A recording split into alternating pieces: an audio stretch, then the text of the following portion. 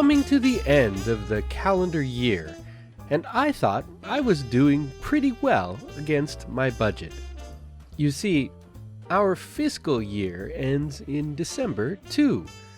So I told the controller that we were coming in under budget. But she wasn't happy. She said, "Go spend that money. This is use it or lose it time." I'm Paul Preston, and this is 3 Minute English, a podcast in English about English for English learners.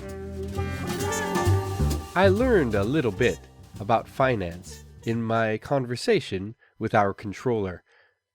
I thought being under budget was a good thing, but she said, use it or lose it.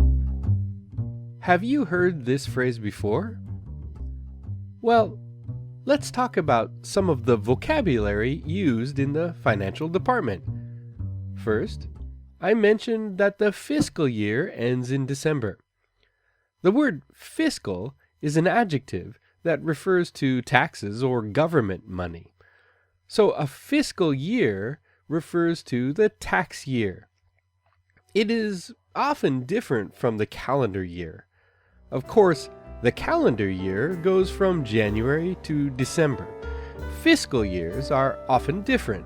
Depending on the country or the company, fiscal years can end in December or March or even July.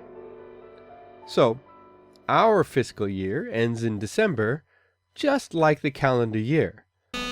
But I still have a lot of money in my budget. So the controller said, use it or lose it. What she means is that if I don't spend all that money by the end of the fiscal year, the finance department is going to take that money back. So I'd better go spend it. Oh, and if our controller is listening now, don't worry. Of course, I'll use it responsibly and I'll stay under budget. So, use it or lose it. It's a phrase you might hear more often as we near the end of the calendar and sometimes fiscal year. If you have a question for me, please email me anytime. Just go to the Venture English webpage and click on the podcast badge. That's VENTUR